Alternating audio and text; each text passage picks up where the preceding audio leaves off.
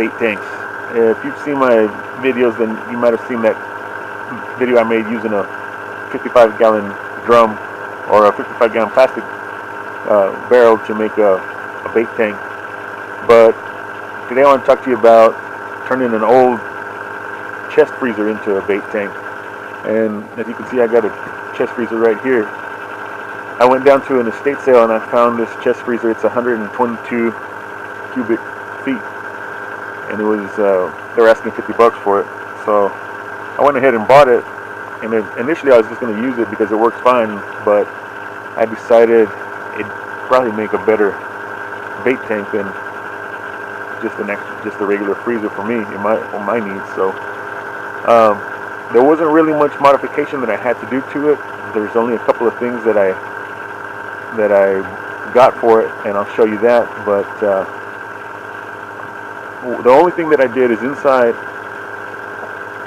there was a couple of joints, and I'm not even sure that it needed it or not, but I just bought some aquarium grade silicone sealant, and I just went over anything that may possibly be a potential leak in the future. I would have liked to add a drain plug to it, but I didn't, and so I just used a regular old-fashioned siphon to clean the water as I need to. But let me show you how I keep it aerated. So there's two things here. Inside of the freezer, you're gonna find this. It's a pond aerator, and I bought this at Lowe's. This actually cost me about $100, but it's a filter system and an aerator all in one. So I'll take that out and I'll show it to you here in a minute.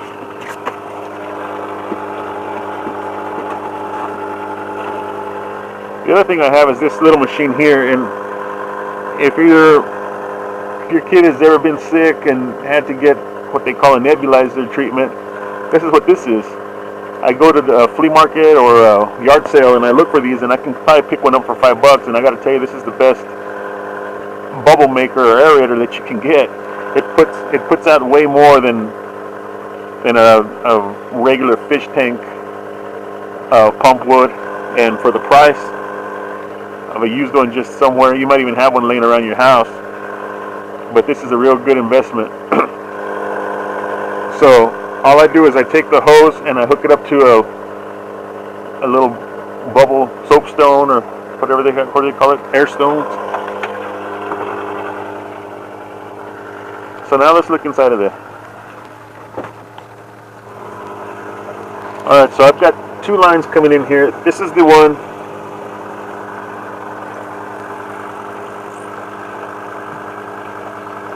This is the one from the nebulizer, and it's just a little bar that I told you about, bubble maker. You can see it's making bubbles, and it does pretty good. The second thing I have in here is that pond aerator, and this is the filtration system, and it's pretty cool because it has a light on it, so you can actually see them at night.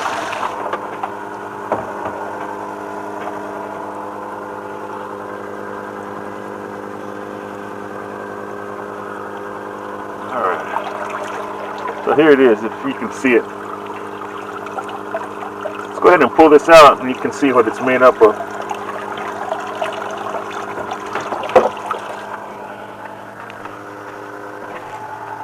Alright, so this is it right here. It's just a pond aerator with a built-in filtration system and these LED lights on top, which is pretty cool. It comes with this little lily pad looking deal, and what this is the intake. This is the air intake, and it's supposed to float around on top of the water, and you can do that, or I just hang mine outside of the freezer. The only thing that I want to tell you is if you don't clean this thing regularly, and I clean mine about once a week, if this thing gets backed up, it'll start throwing water out of here. So if you have this hanging out of your freezer or your bait tank, it'll actually drain it. If this is sitting on the bottom, it'll drain all the water out through here. So make sure you keep an eye on this and keep it clean regularly. Now this is just the lid that comes off. It just clips on each side right there, and then this piece pops off like that. Then you get to the filter, which is right here, and you can see it's already due for a cleaning.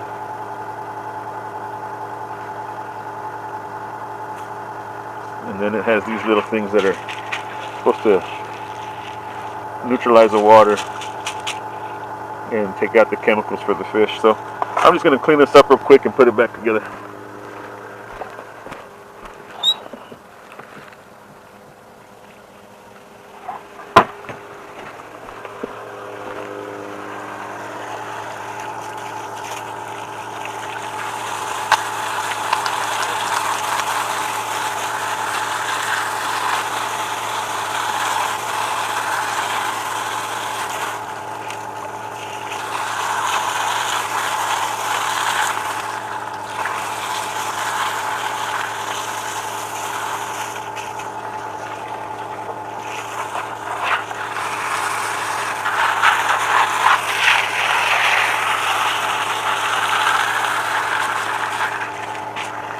Cleaning this up is no big deal. It just takes a couple minutes to do.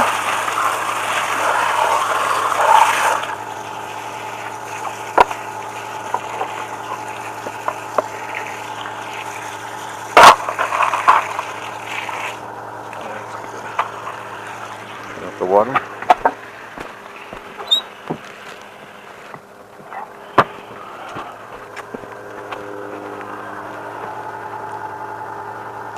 Back on here. Snaps on. Snap this back on. Let's do this way.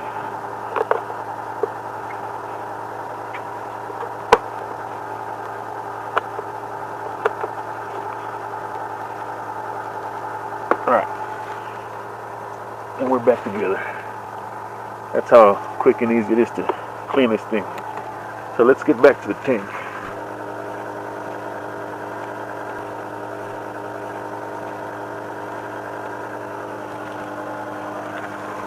Alright, so let's get this thing put back in here.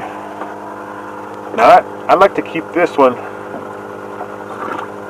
on a big freezer like this. It has a shelf, and I keep it on the shelf.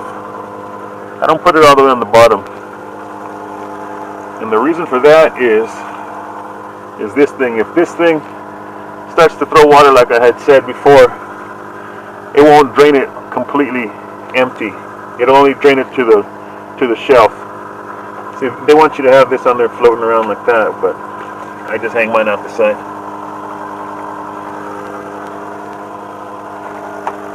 So plug this thing back in.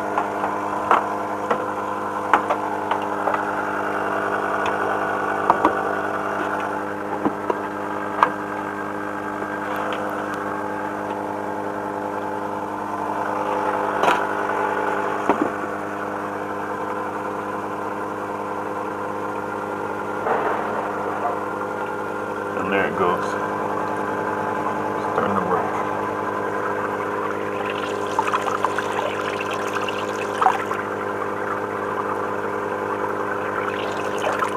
Alright.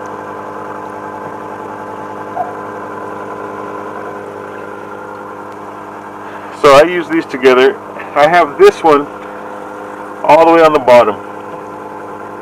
And that's if this thing ever decides to drain out by accident. I have an air supply for the fish, and then I can come back and fill up the tank. But I check it daily just to make sure they're all right, and I always clean that thing, or I do my best to clean it at least once a week. If you have common carp, they're pretty dirty fish, so they'll clog up that filter pretty quick, depending on how many you have in your tank. And they're also jumpers too, so make sure you keep the lid closed. I do close the lid, and I keep it cracked open just a little bit, so there's some air circulating through there. Let's go ahead and give these guys something to eat. I'm sure they're probably hungry. And the food that I give these guys, you can see it right here. You just get it at your local feed store. It's nothing fancy. This is, I think it's called just the regular fish food or something like that. But it's just these little pellets. They're little bitty things, and they float. And these guys already know what it is.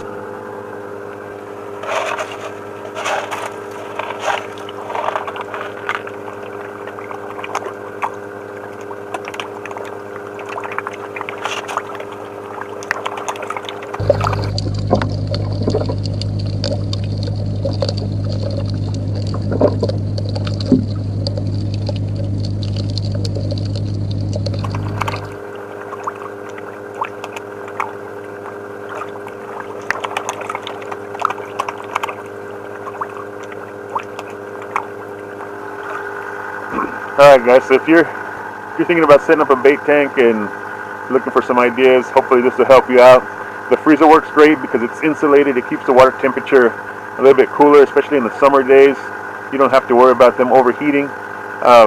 Also, if you guys want to change the water in your tank, I recommend don't empty the water completely, because you'll shock your fish. Leave at least a third of the water in there, and replace 2/3 of the water, and that'll be enough for the fish to adapt, and they can handle that without going into too much of a shock and potentially dying on you. So the aerator, the nebulizer machine, that thing works excellent.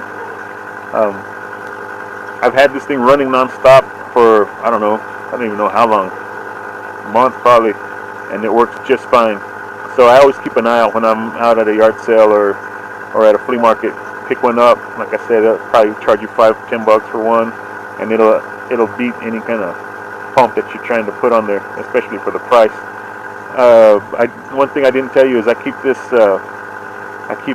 ice chest on bricks to keep it off the ground, to keep it from potentially rusting out or anything. So like I said, carp, they're kind of dirty, trashy fish, so make sure you keep the filter clean. If you have other fish in there, they might not be as dirty, and you might not have to clean the filter so often, but they do like to jump, so keep that lid cracked. I've actually kept it open about maybe 1.5 inches or so, and they've managed to jump right through there. So I only put this little lid, this little coffee lid, and keep it open, what is that, 1/2 inch, so they don't get away, so they don't jump out. But hopefully this video will help you guys if you want to make a bait tank for yourself. So as always, thank you for watching, and we'll see you next time.